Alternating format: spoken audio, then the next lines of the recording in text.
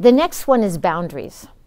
And so as I'm working this with you, I want you to understand that some of you have, all of your mates are going through the same thing. So anything that I talk to you about tonight, know they're going through this too. So as you're having compassion for yourself and your teeter-totter, I'm inviting you to also get curious and have compassion for them and theirs. And hopefully some wonderful discussions will open up as a result of tonight. The second is boundaries. I have the right to boundaries and protection. So when our children are little, they are like these little sponges. They just are soaking everything in. And that's why our families of origins are so big inside our psyches, because we imprinted on them before we had consciousness. So there's tons of stuff that we just soaked in, picked up, and it's not until some awareness exercises and practices later on that we start recognizing some of those, okay? So boundaries mean that we're teaching our children, we're teaching ourselves things like when it's okay to do certain things and when it's not. When it's okay to go on the internet and blast some poor woman and when it's not. When to talk, when not to talk. When to do something, when not to do something. So I teach people, there's two kinds of boundaries I teach. One is, I think of a wetsuit. You put on a wetsuit and you zip it.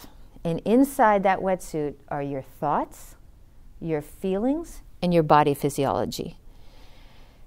Inside that wetsuit, it is our job to make sure that we get ourselves as centered and grounded and aware of ourselves as possible so we can be the most relational person that we can be.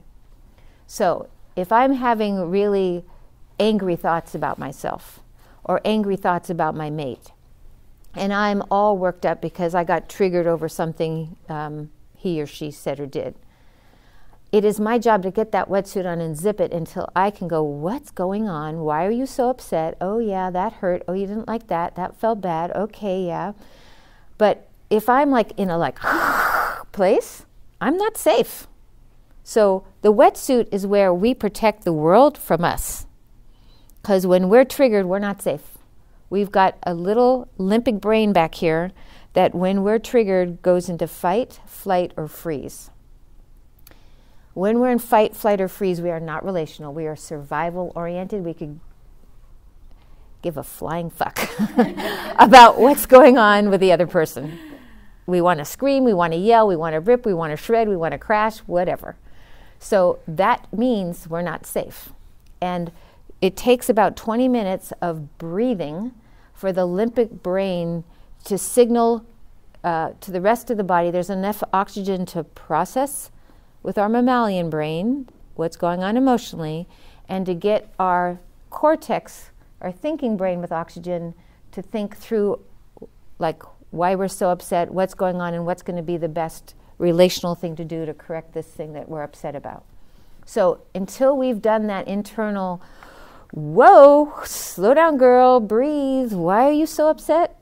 You know, well, that was the 4th time my kid did blah, blah, and I am tired of it, and I can't handle it anymore.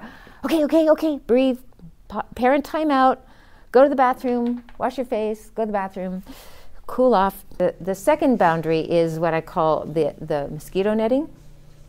So think about mosquito netting. With mosquito netting, you want to let the air in, but you want to keep the mosquitoes out, right? And mosquitoes can be from annoying, little buzzy kinds of things to malarial, toxic, right? So can other human beings. They can be annoying to toxic.